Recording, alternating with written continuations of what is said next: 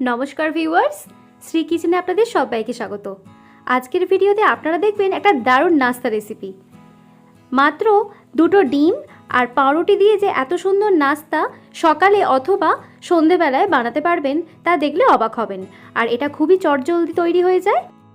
সকালবেলার জলখাবারে অথবা বাচ্চা থেকে বড়দের টিফিনেও এটা তৈরি করে ফেলতে পারবেন। তাহলে চলুন রেসিপিটা দেখে নেওয়া যাক। এর জন্য প্রথমেই এখানে পাউরুটির স্লাইস নিয়েছি, জল দিয়ে এইভাবে হালকা একটু ভিজিয়ে নিচ্ছি। ভিজিয়ে নিয়ে এটা রেখে দিচ্ছি।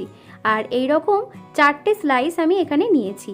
আর জলে হালকা একটু ভিজিয়ে এইভাবে জলটা চিপে নিয়ে পাউরুটিটা রেখে দিচ্ছি। 4টে স্লাইস এইরকম করার পর এর মধ্যে পেঁয়াজ কুচি, লঙ্কার কুচি, ধনেপাতা কুচি, দিচ্ছি স্বাদমতো লবণ, গোলমরিচ গুঁড়ো, চাট মশলা, তারপর দিচ্ছি সেদ্ধ করে রাখা ডিম। সেদ্ধ করে রাখা ডিমকে এইভাবে গ্রেটারের সাহায্যে গ্রেট করে দিচ্ছি। এই রেসিপিটা তৈরির ক্ষেত্রে আমি এখানে দুটো সেদ্ধ করা ডিমকে গ্রেট করে নিয়েছি, তবে আপনারা চাইলে একটাও নিতে পারেন।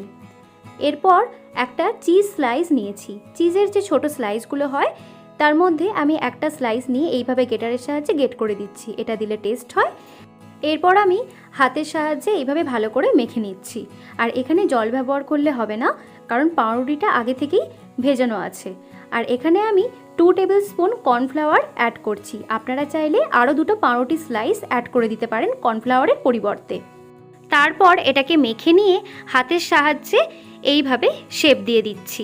আপনারা আপনাদের পছন্দ অনুযায়ী শেপ দিয়ে দিতে পারবেন, তবে আমি এখানে এরকম শেপ দিয়ে দিয়েছি। এইভাবে সবকটা তৈরি করে নিচ্ছি।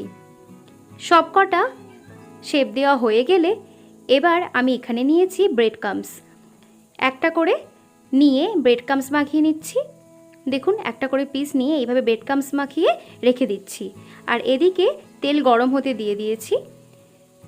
আর এখানে সবকটা তৈরি হয়ে গেলে তেলের মধ্যে একটা একটা করে এইভাবে খুন্তির সাহায্যে ছেড়ে দিচ্ছি। আর গ্যাসের ফ্লেমকে আমি মিডিয়ামে রেখেছি। আর তেল গরম হলেই তবে এটা দিতে হবে কড়াইতে। তেল গরম হওয়ার পর গ্যাসের ফ্লেম স্লোতে রেখে বোথ সাইডস উল্টে পাল্টে ভেজে নিচ্ছি। 2 থেকে 3 মিনিট সময় ধরে ভেজে নেওয়ার পর তেল থেকে ছেঁকে তুলে নিচ্ছি। আর এইভাবেই আমি সবকটা তৈরি করে নিয়েছি। দেখতে পাচ্ছেন যে কতটা ভালোভাবে তৈরি হয়ে গেছে। আর এখানে এটা খুবই মুচমুচে ছিল। বাইরে থেকে যেমন মুচমুচে, ভেতর থেকে ততটাই সফট ছিল। আর এটা খুবই দারুণ খেতে হয়েছিল। আপনারা অবশ্যই বাড়িতে বানাবেন, দেখবেন সবার ভালো লাগছে।